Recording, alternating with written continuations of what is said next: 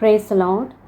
ഉൽപ്പത്തി പുസ്തകം 3-ാം അധ്യായം 1 മുതൽ 24 വരെയുള്ള വേദഭാഗങ്ങൾ. യഹോവയായ ദൈവം ഉണ്ടാക്കിയ എല്ലാ കാട്ടുജന്തുക്കളെക്കാളും പാമ്പ് കൗശലമേറിയതായിരുന്നു. അത് സ്ത്രീയോട്, തോട്ടത്തിലെ യാതൊരു വൃക്ഷത്തിൻ്റെ ഫലവും നിങ്ങൾ തിന്നരുതെന്ന് ദൈവം വാസ്തവമായി കൽപ്പിച്ചിട്ടുണ്ടോ എന്ന് ചോദിച്ചു.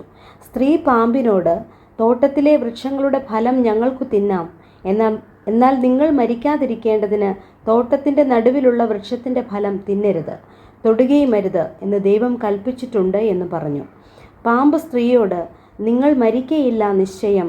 അത് തിന്നുന്ന നാളിൽ നിങ്ങളുടെ കണ്ണ് തുറക്കുകയും നിങ്ങൾ നന്മ തിന്മകളെ അറിയുന്നവരായി ദൈവത്തെപ്പോലെ ആകുകയും ചെയ്യുമെന്ന് ദൈവം അറിയുന്നുവെന്ന് പറഞ്ഞു. ആ വൃക്ഷഫലം തിന്മാൻ നല്ലതും കാണുവാൻ ഭംഗിയുള്ളതും ജ്ഞാനം പ്രാപിപ്പാൻ കാമ്യവും എന്ന് സ്ത്രീ കണ്ട് ഫലം പറിച്ചു തിന്നു ഭർത്താവിനും കൊടുത്തു. അവനും തിന്നു. ഉടനെ ഇരുവരുടെയും കണ്ണു തുറന്നു, തങ്ങൾ നഗ്നരെന്ന് അറിഞ്ഞു. അത്തിയില കൂട്ടി തുന്നി തങ്ങൾക്ക് അരയാടയുണ്ടാക്കി. വെയിലാറിയപ്പോൾ യഹോവയായ ദൈവം തോട്ടത്തിൽ നടക്കുന്ന ഒച്ച അവർ കേട്ടു. മനുഷ്യനും ഭാര്യയും യഹോവയായ ദൈവം തങ്ങളെ കാണാതിരിപ്പാൻ തോട്ടത്തിലെ വൃക്ഷങ്ങളുടെ ഇടയിൽ ഒളിച്ചു. യഹോവയായ ദൈവം മനുഷ്യനെ വിളിച്ചു, നീ എവിടെയെന്ന് ചോദിച്ചു. തോട്ടത്തിൽ നിന്റെ ഒച്ച കേട്ടിട്ട് ഞാൻ നഗ്നനാകൊണ്ട് ഭയപ്പെട്ട് ഒളിച്ചു എന്ന് അവൻ പറഞ്ഞു. നീ നഗ്നനെന്ന് നിന്നോട് ആർ പറഞ്ഞു? തിന്നരുതെന്ന് ഞാൻ നിന്നോട് കൽപ്പിച്ച വൃക്ഷഫലം നീ തിന്നുവോ എന്ന് അവൻ ചോദിച്ചു. അതിന് മനുഷ്യൻ, എന്നോട് കൂടെ ഇരുപ്പാൻ നീ തന്നിട്ടുള്ള സ്ത്രീ വൃക്ഷഫലം തന്നു, ഞാൻ തിന്നുകയും ചെയ്തു എന്ന് പറഞ്ഞു. യഹോവയായ ദൈവം സ്ത്രീയോട്, നീ ഈ ചെയ്തത് എന്ത് എന്ന് ചോദിച്ചതിന്, പാമ്പ് എന്നെ വഞ്ചിച്ചു, ഞാൻ തിന്നുപോയി എന്ന് സ്ത്രീ പറഞ്ഞു. യഹോവയായ ദൈവം പാമ്പിനോട് കൽപ്പിച്ചത്, നീ ഇത് ചെയ്യുക കൊണ്ട് എല്ലാ കന്നുകാലികളിലും എല്ലാ കാട്ടുമൃഗങ്ങളിലും വെച്ച് നീ ശപിക്കപ്പെട്ടിരിക്കുന്നു. നീ ഉരസ്സുകൊണ്ട് ഗമിച്ച് നിന്റെ ആയുഷ്കാലമൊക്കെയും പൊടി തിന്നും.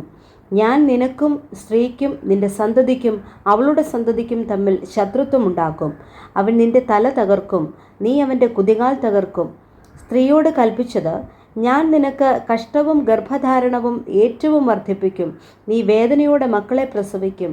നിന്റെ ആഗ്രഹം നിന്റെ ഭർത്താവിനോടാകും, അവൻ നിന്നെ ഭരിക്കും.